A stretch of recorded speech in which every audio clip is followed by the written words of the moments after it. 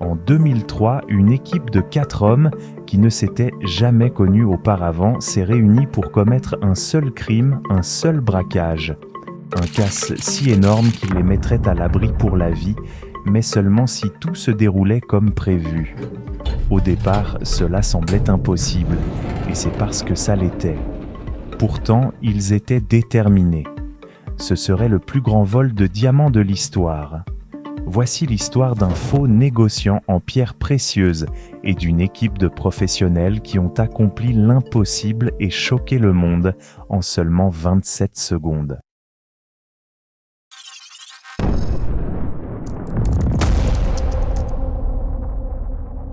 Quelques années avant le braquage, un homme nommé Leonardo Notarbartolo loua un bureau meublé au cœur de l'Antwerp World Diamond Center. Il utilisa ce local comme preuve qu'il était un négociant en pierres précieuses venu d'Italie pour développer ses affaires. Ce bureau lui donna aussi accès à un coffre de dépôt situé dans la chambre forte des diamants, 2 étages sous le centre. Pendant un long moment, Notarbartolo utilisa ce bureau chaque jour uniquement pour instaurer une routine aux yeux de tous ceux qui travaillaient dans le quartier. Il n'était pas du tout négociant en pierre et la seule raison pour laquelle il voulait louer ce bureau était d'obtenir l'accès au bâtiment du centre diamantaire. Il était impossible d'y entrer sans carte de locataire et Notarbartolo l'obtint grâce au contrat de location.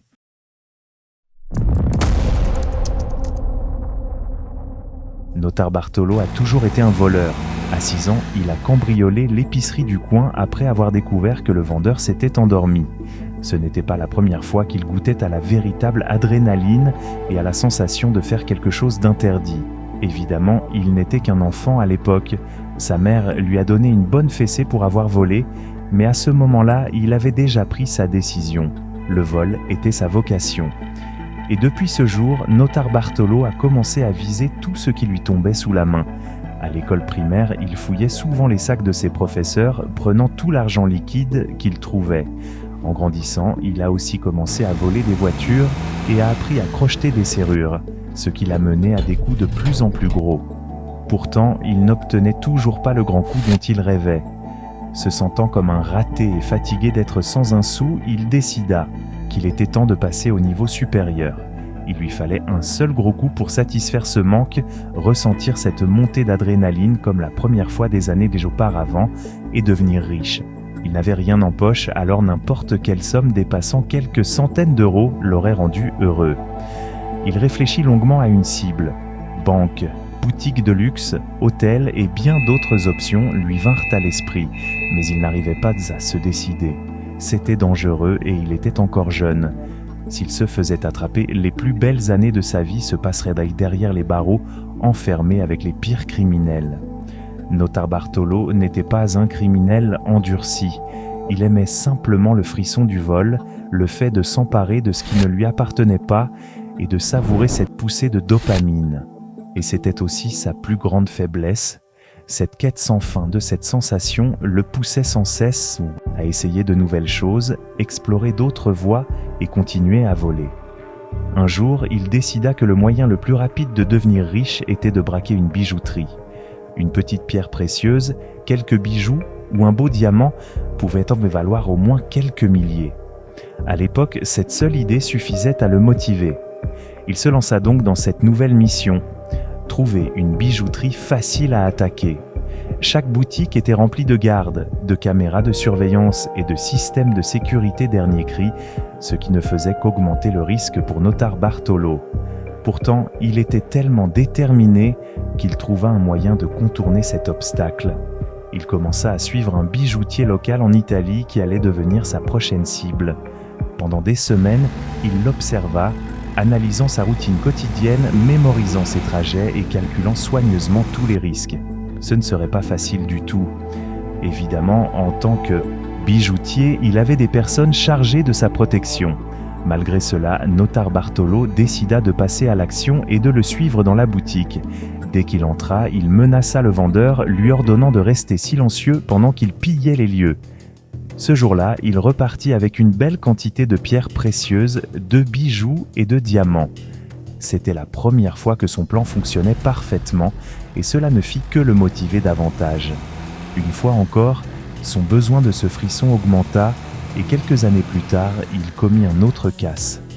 La seule différence, c'est que cette fois-ci, il n'a pas créé l'opportunité. L'opportunité est venue à lui.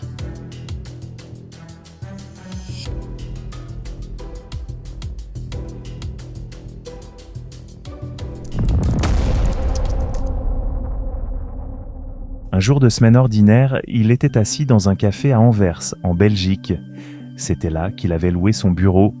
Il y allait régulièrement pour instaurer une routine et gardait aussi quelques bijoux et de l'argent volé dans un coffre situé dans la chambre forte du Diamond District.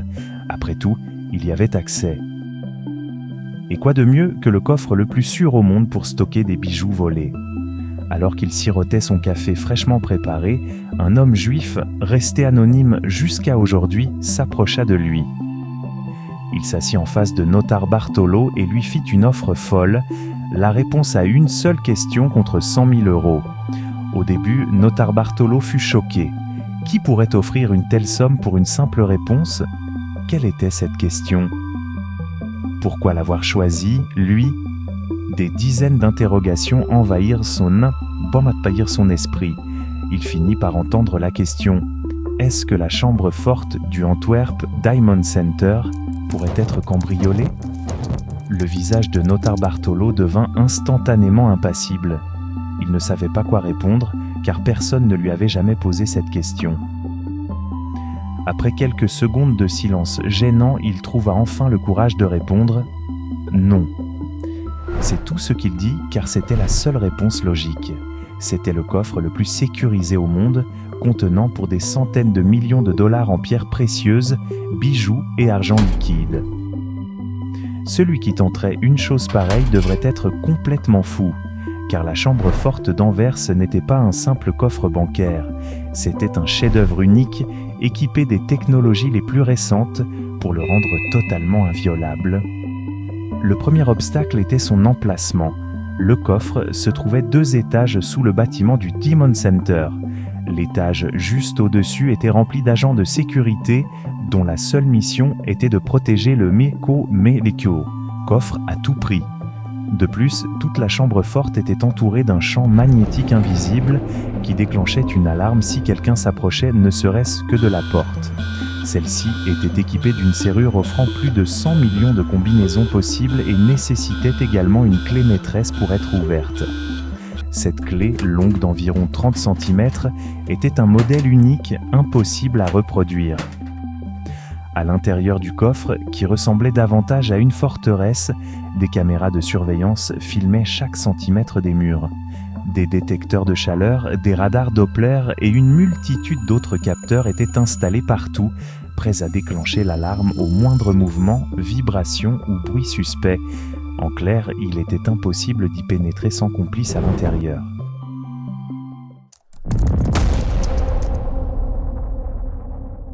Notar Bartolo lui expliqua que, puisqu'il avait accès à la chambre forte, il utiliserait sa caméra stylo, discrète, pour photographier chaque détail, de l'entrée du bâtiment jusqu'à l'intérieur du coffre, afin de lui prouver à quel point cette mission était dangereuse et impossible.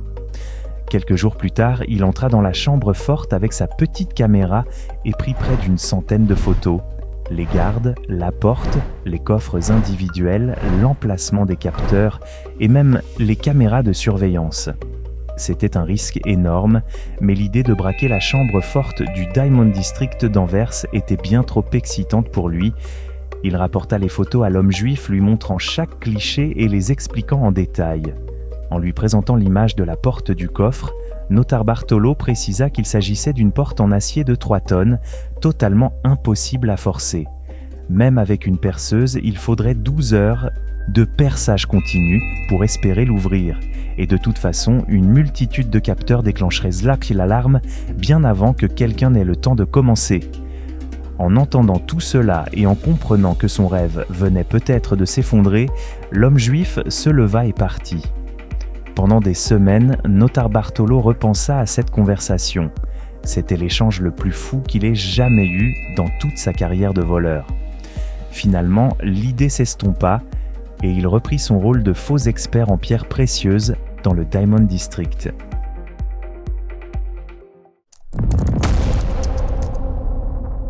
Puis, 5 mois après la première rencontre avec l'homme juif, le téléphone de Notarbartolo sonna. Un numéro masqué. Ce n'était pas du tout habituel pour lui. Il décrocha et, à l'autre bout du fil, une voix familière se fit entendre. Pendant quelques secondes, il se demanda qui cela pouvait être. Un ami? La police? Quelqu'un qui voulait lui faire peur? Non, c'était cet homme juif qu'il avait rencontré des mois plus tôt. Dès qu'il comprit, la voix lui donna rendez-vous à un endroit qu'il recevrait par SMS. Il savait que cela aurait un lien avec ce braquage impossible. Mais, par curiosité, il décida de prendre la route et de se rendre au lieu indiqué. Après quelques heures de trajet, Notarbartolo arriva devant un entrepôt abandonné. Juste devant le portail, l'homme juif l'attendait. En le voyant, Notarbartolo poussa un soupir de soulagement. Mais ce soupir arriva trop tôt. Il n'avait toujours aucune idée de ce qui l'attendait. Après l'avoir salué, ils entrèrent dans l'entrepôt et aperçurent une grande structure recouverte de bâches noires. Quelque chose était clairement caché dessous, mais Notarbartolo ignorait quoi. En avançant, il vit 3 hommes italiens élégamment habillés, assis et attendant son arrivée. L'homme juif et Notarbartolo prirent place et commencèrent à discuter de l'objet de cette réunion. Sans perdre une seconde, les 3 hommes retirèrent la bâche noire comme on dévoile une voiture neuve. Ce qui se trouvait dessous était tout simplement incroyable, fascinant, presque irréel. C'était une réplique exacte de la chambre forte du Diamond District d'Anvers, une monstruosité qui semblait impossible à reproduire.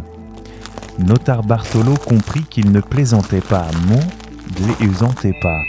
Il planifiait réellement de vider le coffre le plus sécurisé au monde. Au début, l'idée paraissait folle. C'était presque une mission suicide. Il semblait impossible de contourner les gardes, neutraliser les capteurs, ouvrir la porte, prendre le butin et repartir libre. Ça ne pouvait pas marcher.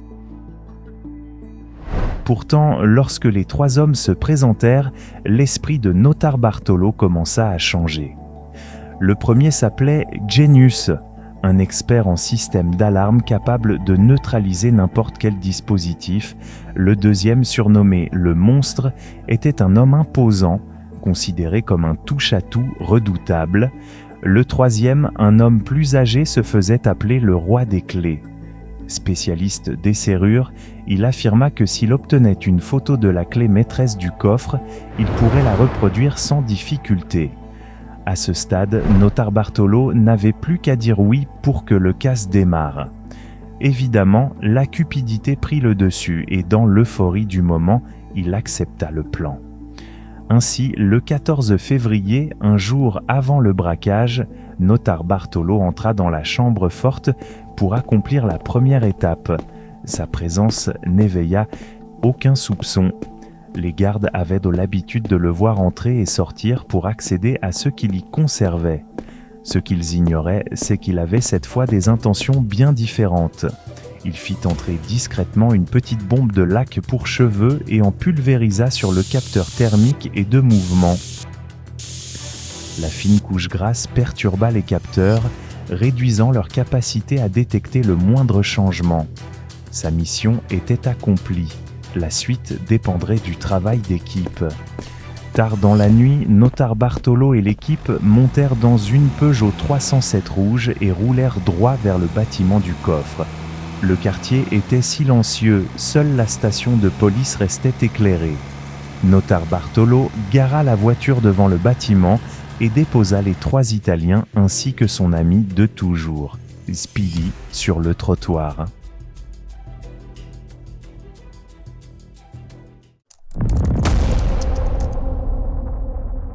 Notarbartolo partit garer la voiture dans une rue voisine pendant que l'équipe se dirigeait vers un immeuble délabré tout proche.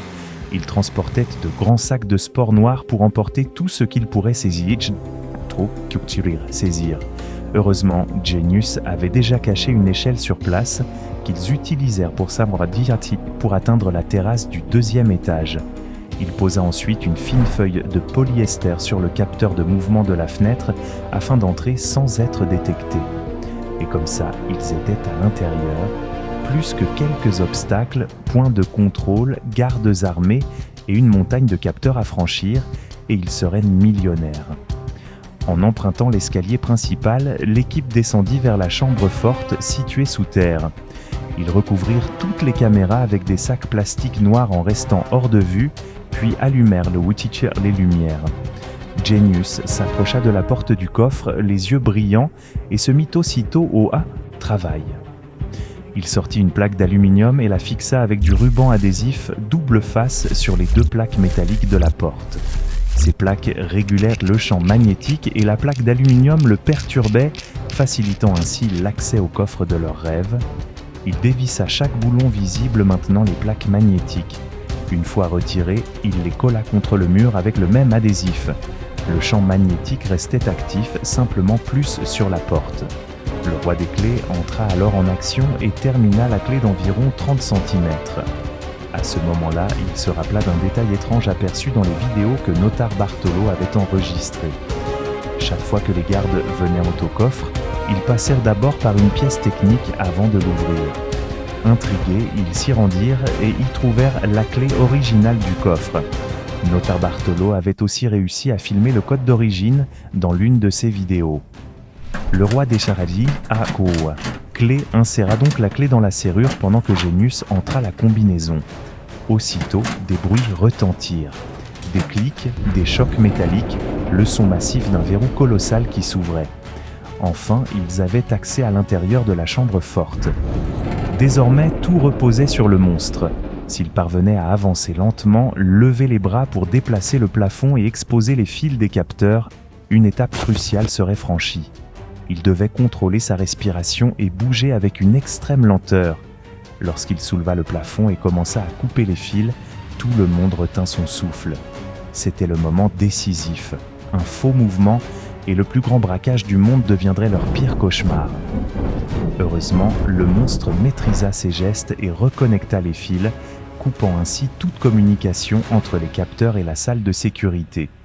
Immédiatement, les 4 hommes se ruèrent vers les coffres individuels. Le roi des clés utilisa une petite perceuse manuelle pour neutraliser les serrures et en quelques secondes, ils eurent accès aux bijoux, pierres précieuses et liasses de billets cachés à l'intérieur. En un temps record, ils vidèrent 123 coffres sur 189.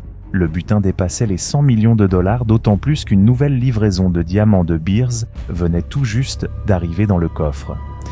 À 5h30 du matin, le 16 février 2003, les 4 hommes quittèrent les lieux avec les sacs remplis et se dirigèrent vers la voiture qui les attendait. Il leur fallut 1 heure pour transporter les sacs de la chambre forte jusqu'à l'immeuble délabré par lequel ils étaient entrés. Mais ils y parvinrent. Il ne restait plus qu'à tout charger dans la voiture, rouler jusqu'à l'appartement de Notar Bartolo et réaliser qu'ils venaient de commettre le plus grand braquage de l'histoire.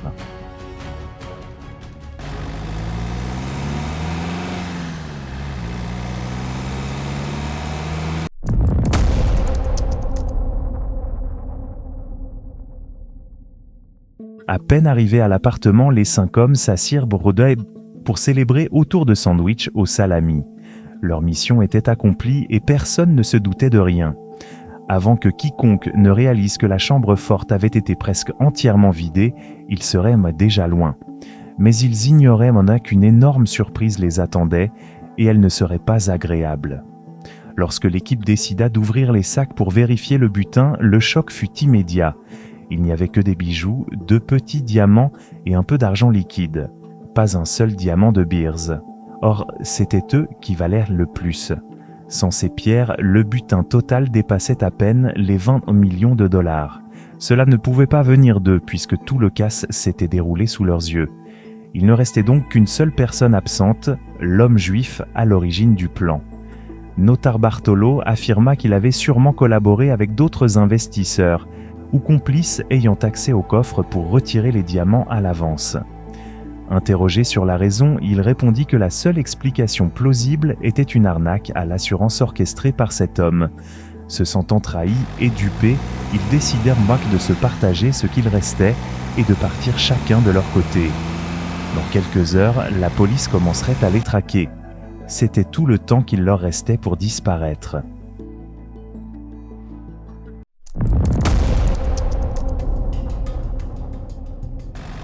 Notarbartolo et Speedy décidèrent de prendre la voiture de location et de rouler sur l'autoroute glacée. À l'arrière, ils avaient un immense sac poubelle noir contenant tous les plans du casse, les enregistrements réalisés avec la caméra stylo de Notarbartolo et une montagne de preuves à détruire. En chemin, ils s'arrêtèrent sur un chemin de terre plongé dans l'obscurité totale au bord de l'autoroute pour jeter et brûler les preuves. À ce moment-là, Speedy était déjà en pleine crise de panique. Il était persuadé qu'ils allaient tous se faire arrêter. Heureusement, Notarbartolo garda son sang-froid et trouva une petite cabane isolée où il pourrait tout brûler. Malheureusement, sa plus grosse erreur fut de laisser Speedy seul dans la voiture avec les preuves et le butin pendant qu'il cherchait un endroit sûr. Lorsqu'il revint, il vit Speedy dehors, le sac poubelle noir éventré au sol. Tout était éparpillé sur la route, diamants, papier, cassettes brisées, photos et bien plus encore. Notarbartolo paniqua. Il savait qu'il serait impossible de tout ramasser, il faisait nuit noire. Même en essayant, il ne pourrait jamais retrouver toutes les preuves que Speedy avait jetées sous l'effet de la panique. Même si Notarbartolo tenta de récupérer un maximum de déchets, il n'avait tout simplement pas le temps de tout brûler. Pressés par le temps, ils décidèrent de disperser des tas d'objets à différents endroits, espérant que si quelqu'un les voyait, cela passerait pour de simples ordures abandonnées. Ils étaient loin d'imaginer que ce serait une erreur fatale. Le lendemain, un chasseur local, propriétaire du terrain, découvrit les tas de déchets ainsi que les cendres brûlées des preuves. Inquiet, il appela immédiatement la police, pensant que cela pouvait être lié au braquage dont parlaient toutes les actualités.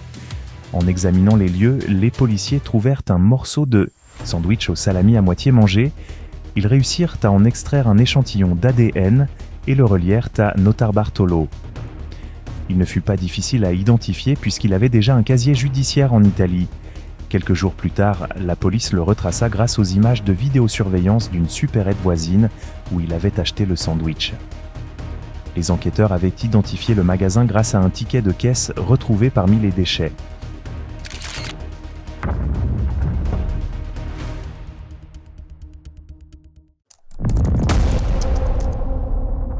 C'en était fini pour Notarbartolo. Il fut arrêté, puis jugé à Anvers, où il écopa d'une peine de 10 ans de prison. Bien qu'il ait été libéré sous condition en 2009, la police l'arrêta de nouveau en 2013 pour violation des termes de sa libération conditionnelle. En 2017, il sortit définitivement de prison après avoir purgé le reste de sa peine. Aujourd'hui, il est un homme libre. Pourtant, sa réputation d'homme ayant réalisé le casse impossible demeure. Scott Andrew et Greg Campbell ont écrit un livre entier sur ce braquage, intitulé Flawless, Inside the Largest Diamond Heist in History. Récemment, une série Amazon intitulée Everybody Loves Diamonds a également été lancée, inspirée du braquage orchestré par Leonardo Notarbartolo.